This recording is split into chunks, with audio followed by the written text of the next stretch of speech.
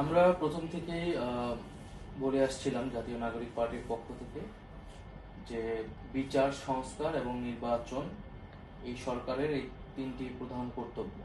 তো আজকের প্রধান উপদেষ্টার বক্তব্যে শুধু নির্বাচনের রোডম্যাপ না, এই তিনটি বিষয় সম্পর্কে কিন্তু উনি আলোচনা করেছেন যে আমাদের নির্বাচন ব্যবস্থা সহ আমাদের রাষ্ট্রের একটা প্রাতিষ্ঠানিক সংস্কার প্রয়োজন এবং বিচারের বিষয়টাকে গুরুত্ব দেওয়া হয়েছে। যদিও আমরা লাস্ট যখন কথা বলেছিলাম প্রধান উপদেষ্টার সাথে, যখন আমরা আলোচনায় সর্বদলীয় বৈঠকে আমরা বলেছিলাম যে জুলাই সনদ ঘোষণার পরেই যাতে নির্বাচনের তারিখ বা মাসটা ঘোষণা করা হয়।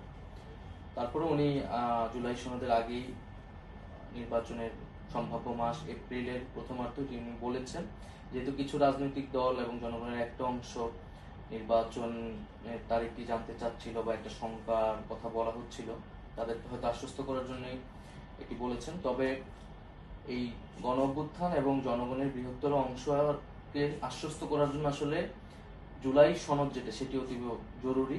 রাষ্ট্রের কি কি সংস্কার হচ্ছে এবং জুলাই ঘোষণাপত্র আমাদের এই জুলাই শহীদদের সাংবিধানিক স্বীকৃতি এবং জুলাইয়ের ইতিহাস সংরক্ষণের জন্য, যেটি 30 কার্যদিবস বলা হয়েছিল, আর কয়েকটি কার্যদিবস আছে ঈদের পরে। তো আমরা আশা করব সেটা নির্ধারিত সময়ের মধ্যে হবে।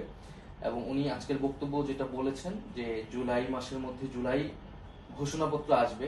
তো জুলাই ঘোষণাপত্র যদি ঐক্যমতের ভিত্তিতে সংস্কারের রূপরেখাটি আসে এবং এর পরবর্তীতে লেভেল প্লেইং ফিল্ড তৈরি করে নির্বাচনের দিকে যেতে পারে। আমাদের যেই এপ্রিল মাস বলেছেন, আমাদের নির্বাচনের তারিখ নিয়ে আমরা এর আগেও বলেছি।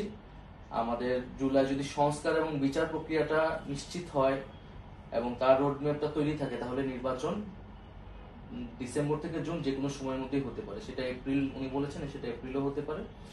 তো জুলাই সনদটাই আমাদের এই মুহূর্তে এখন প্রধান দাবি, যে জুলাই ঘোষণাপত্র এবং জুলাই সনদ এটি যাতে উনি প্রতিশ্রুতি রক্ষা করেন।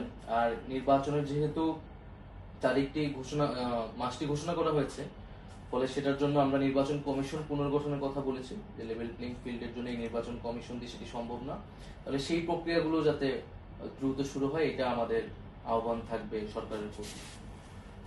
একটি বিষয় যেরকমটি আমরা শুনছিলাম যে